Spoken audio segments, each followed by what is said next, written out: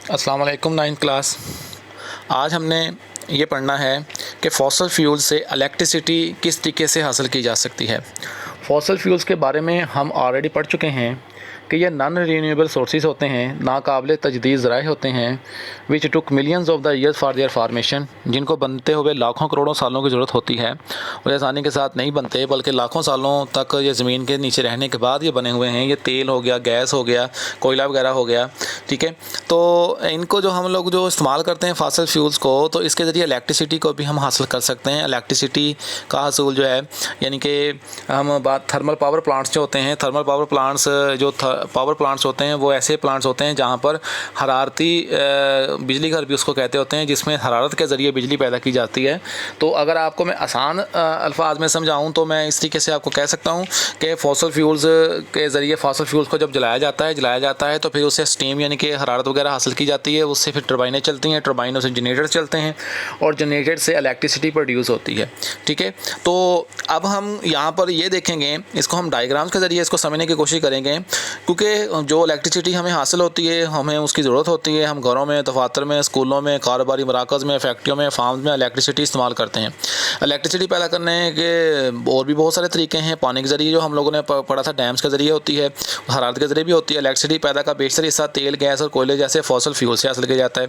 Thermal power station जिसे हम कहते हैं, मैं आपको बताता हूँ कि ये थर्मल पावर प्लांट्स जब हम लोग जब मुल्तान की तरफ जाएँ तो दरमियान में एक आता है, शहर आता है अब्दुल हकीम, हेड सदनाई। आप लोगों ने सुना होगा नाम, दरिया रावी के ऊपर हेड सदनाई है।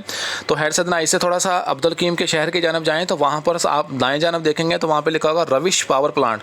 वो जो रविश पावर प्लांट लगाया हुआ है हुकूमत की जानब से, वो 450 मेगावाट का एक पावर प्लांट है और वो बेसिकली हरारत के ज़रिए ही है, हरारती बिजली घर ही है। उसमें हरारत के ज़रिए जो है वो बिजली प्रोड्यूस होती है, यानी कि उसमें जो फॉसल फ्यूल्स होते हैं उनको जलाकर जो है वो हम इलेक्ट्रिसिटी का हासिल करते हैं। ऐसे पावर प्लांट्स को हम लोग थर्मल पावर प्लांट्स का नाम देते हैं, ठीक है।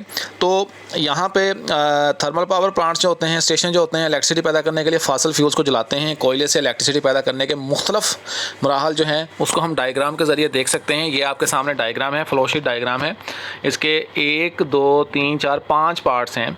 उसमें सबसे पहले देखें आप बेटा कि केमिकल लिखा हुआ है, जो आप देख सकते हैं ग्रीन कलर का जो बॉक्स है, ये वाला बॉक्स ग्रीन कलर वाला, इसमें आप देखें क्या लिखा हुआ है, chemical energy stored in fossil fuels as input. यानी कि हम लोगों ने जो इलेक्ट्रिसिटी प्रोड्यूस करने के लिए जो हम लोगों ने energy as a input use करनी है वो है फॉसल फ्यूल्स के ज़रिए हासिल हुई केमिकल एनर्जी, ठीक है ना। अब जो केमिकल एनर्जी होती है इसको एज ए इनपुट हम इस्तेमाल करते हैं। जब हम इस कोयल को जलाते हैं तो जो बर्निंग प्रोसेस होता है, इसमें जब वो जलता है, जलने के बाद हमें ज़ाहिर बात है हीट एनर्जी हासिल होती है। जो हीट एनर्जी हमें हासिल होती है is use to produce high pressure steam in boiler जिसमें बहुत ज़्यादा पानी होता है। उनको पानी जो होता है, जो पानी उबलता है तो वहाँ पर हमें स्टीम हासिल होती है। उस स्टीम को हम लोग जो है वो हीट एनर्जी के तौर पे यूज़ करते हैं। Heat energy use to produce high pressure steam in a boiler. यही स्टीम क्या करती है, आप देख सकते हैं कि यही स्टीम आगे जाकर टर्बाइंस को चलाती हैं। तो नीचे देखें आप, लिखा हुआ है changing potential energy into mechanical kinetic energy. यानी कि पोटेंशियल एनर्जी किसकी थी, वो जो वहाँ पर हमें स्टीम हासिल हुई थी उसकी जो पोटेंशियल एनर्जी थी, उसने जब टरबाइन को चलाया, then potential energy convert into rotational kinetic energy या मैकेनिकल काइनेटिक एनर्जी, ठीक है ना। तो अब अगली डायग्राम में आप देखें लिखा हुआ है steam energy, potential energy of the steam is use to turn turbine को जब चलाते हैं तो जो पोटेंशियल एनर्जी होती है स्टीम की वो इन टू मैकेनिकल एनर्जी कन्वर्ट हो जाती है, ठीक है। अगली डायग्राम पे आ जाएं तो अब इसमें देखें मैकेनिकल एनर्जी, ज़ाहिर बात है जो टरबाइन चलेगी तो फिर जनरेटर्स भी चलेंगे। तो इसी ने मैकेनिकल एनर्जी ने, यानी कि मैकेनिकल एनर्जी टरबाइन की, वो use to run an electric generator, ठीक है।